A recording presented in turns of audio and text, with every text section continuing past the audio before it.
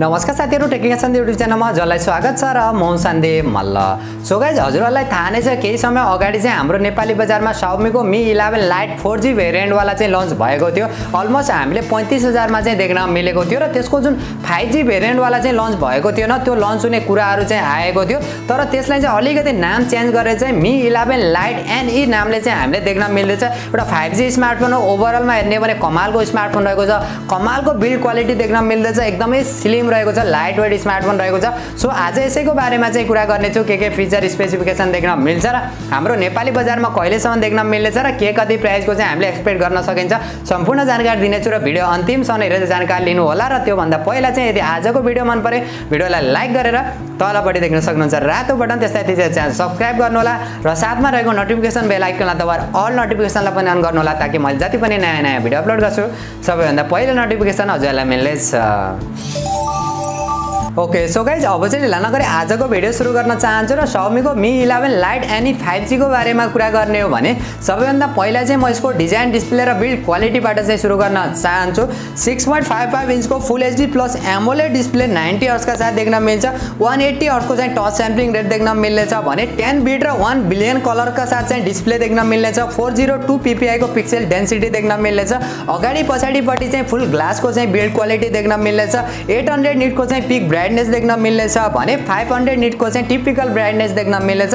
ओभरअलमा design, display र build quality चाहिँ एकदमै कमालको हुनेवाला छ। एकदमै स्लिम स्मार्टफोन, एकदमै थिकनेस वाला चाहिँ रहेको छ। 6.8 mm को चाहिँ थिकनेस रहेको छ भने 157 ग्राम को चाहिँ यसको वेट रहेको छ। ओभरअलमा हेर्ने भने एकदमै दामी मान्न सकिन्छ, एकदमै लाइट वेट स्मार्टफोन रहेको छ। यदि हजुरहरुलाई चाहिँ एकदमै पातलो र एकदमै हल्का स्मार्टफोन चाहिन्छ, डिजाइन वाइज एकदमै कमालको स्मार्टफोन चाहिन्छ भने चाहिँ डेफिनेटली यो स्मार्टफोनको वेट गर्न सक्नुहुन्छ। तर पनि यसको 4G भेरिएन्ट अलरेडी हाम्रो नेपाली बजारमा अवेलेबल चाहिँ रहेको छ। यदि हजुरहरुलाई चाहिँ 5G स्मार्टफोन चाहिन्छ, 5G प्लस पनि यसको बिल्ड क्वालिटी एकदमै दामी होस् भन्ने चाहनुहुन्छ भने डेफिनेटली यो स्मार्टफोनको वेट गर्न सक्नुहुन्छ। भने यसको सफ्टवेयरको बारेमा कुरा गर्ने हो भने Android 11 देख्न मिल्छ, MIUI 12.5 का साथ चाहिँ देख्न मिल्छ। हल्का फुल्का एड्रप ब्लुटुथ यसमा पनि देख्न मिल्छ। र प्रोसेसरको बारेमा कुरा गर्ने हो भने Qualcomm को Snapdragon 778 वाला चाहिँ प्रोसेसर देख्न मिल्छ।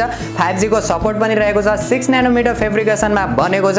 Cryo 670 को चाहिँ ड्युअल कोर वाला चाहिँ CPU देख्न मिल्छ। Adreno 462L वाला चाहिँ GPU देख्न मिल्छ। LPDDR4X RAM र UFS 2.2 को चाहिँ स्टोरेज टाइप देख्न मिल्छ। रिड एन्ड राइट को एक्सपिरियन्स पनि एकदमै दामी देख्न मिल्नेछ। र ओभरअलमा यसको प्रोसेसरको बारेमा र गेमिङ पर्फर्मेन्सको बारेमा कुरा गर्ने हो भने जुन प्राइसिङको हामीले एक्सपेक्ट गरेका छौं त्यो प्राइसिङलाई हेर्ने हो भने चाहिँ एकदमै दामी नै मान्न सकिन्छ। त्यति बबाल पनि होइन, किन यो गेमिङ स्मार्टफोन चाहिँ होइन, यो स्पेशली डिजाइन लभरहरूलाई चाहिँ टार्गेट गरेर यसको डिजाइन गरिएको हो। सो त्यस कारणले चाहिँ स्पेशल गेमरहरुका लागि त्यति राम्रो चाहिँ भन्न मिल्दैन, तर पनि त्यस्तो नराम्रो गेमिङ पर्फर्मेन्स पनि यसमा देख्न चाहिँ मिल्ने छैन। ओभरअलमा हेर्ने हो भने गेमिङ पर्फर्मेन्स चाहिँ डिसेन्ट खालको चाहिँ मान्न सकिन्छ। भने क्यामेराको बारेमा कुरा गर्ने हो भने पछाडिपट्टि हामीले तीनवटा क्यामेरा देख्न मिल्नेछ।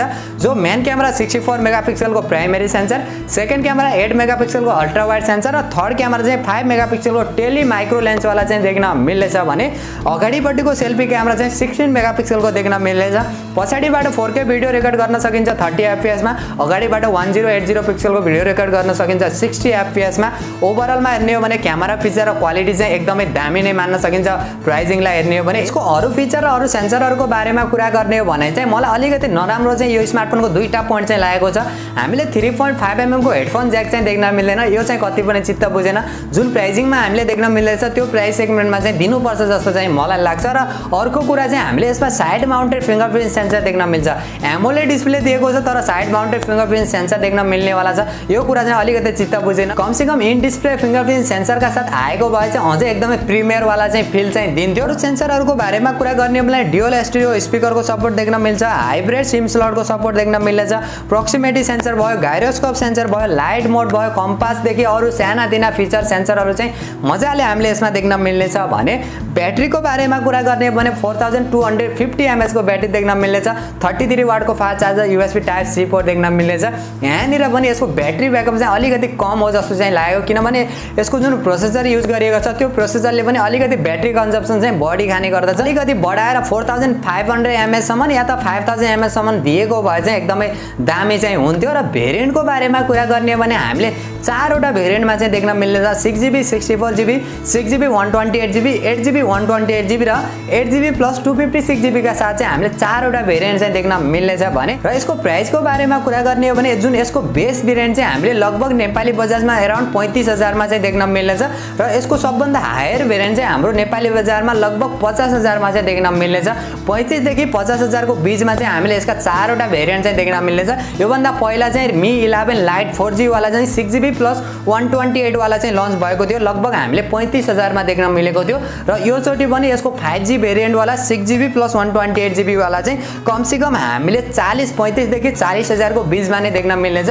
ओभरअलमा feature specification same to same नै रहेको छ तर यसको जुन प्रोसेसरलाई अलिकति अपग्रेड गरेको छ र 5G को सपोर्ट पनि रहेको छ यो कुराले चाहिँ अलिकति महँगो चाहिँ बनाएको छ र इन्ट्रेस्टिङ कुरा पनि रहेको छ हामीले 5G स्मार्टफोन देख्न मिल्दैछ सो गाइस यही थियो Xiaomi को Mi 11 Lite एनी 5G को ओभरअल डिजाइन फिचर र स्पेसिफिकेसन र मेरो पर्सनल ओपिनियनको बारेमा कुरा गर्ने हो भने यदि यो स्मार्टफोन अन्डर 50K मा नेपाली बजारमा जो यसको 8GB प्लस 256GB वाला लन्च भयो भने चाहिँ एकदमै कमालको स्मार्टफोन चाहिँ मान्न सकिन्छ एउटा 5G स्मार्टफोन हो गेमिङका लागि पनि हामीले डिसेन्ट मान्न सकिन्छ बिल्ड क्वालिटी चाहिँ एकदमै कमालको रहेको छ फुल बिल्ड क्वालिटी चाहिँ ग्लासको देख्न मिल्छ इन्ट्रेस्टिङ कुरा चाहिँ एकदमै स्लिम र एकदमै लाइट वेट स्मार्टफोन रहेको छ यदि हजुरहरुलाई चाहिँ एकदमै पातलो स्मार्टफोन क्यामेरा वाइज एकदमै राम्रो होस् डिजाइन वाइज एकदमै राम्रो होस् परफर्मेन्स पनि एकदमै राम्रो होस् र ओभरअलमा कुरा गर्ने हो भने बिल्ड क्वालिटी देखि ओभरअलमा प्याकेजिङमा एकदमै राम्रो स्मार्टफोन चाहिन्छ भने डेफिनेटली हजुरहरुले Xiaomi को Mi 11 Lite एनी 5G को चाहिँ वेट गरेर बस्न सक्नुहुन्छ मलाई चाहिँ एकदमै राम्रो लागेको छ यो स्मार्टफोन सो हजुरहरु पनि यो स्मार्टफोनलाई लिएर कति एक्साइटेड हुनुहुन्छ र हाम्रो नेपाली बजारमा चाहिँ कुन प्राइसमा लन्च भइदियो जस्तो चाहिँ हजुरहरुलाई लाग्छ त्यो पनि कमेन्ट गर्नु होला र यदि आजको भिडियो मन पर्यो भिडियोलाई लाइक गरेर तलपट्टि देख्न सक्नुहुन्छ रातो बटन त्यसपछि च्यानल सब्स्क्राइब गर्नु होला र साथमा रहेको नोटिफिकेसन बेल आइकनलाई दबाएर अल नोटिफिकेसनलाई पनि अन गर्नु होला ताकि मैले जति पनि नयाँ भिडियो अपलोड गर्छु सबैभन्दा पहिला नोटिफिकेसन हजुरलाई मिल्नेछ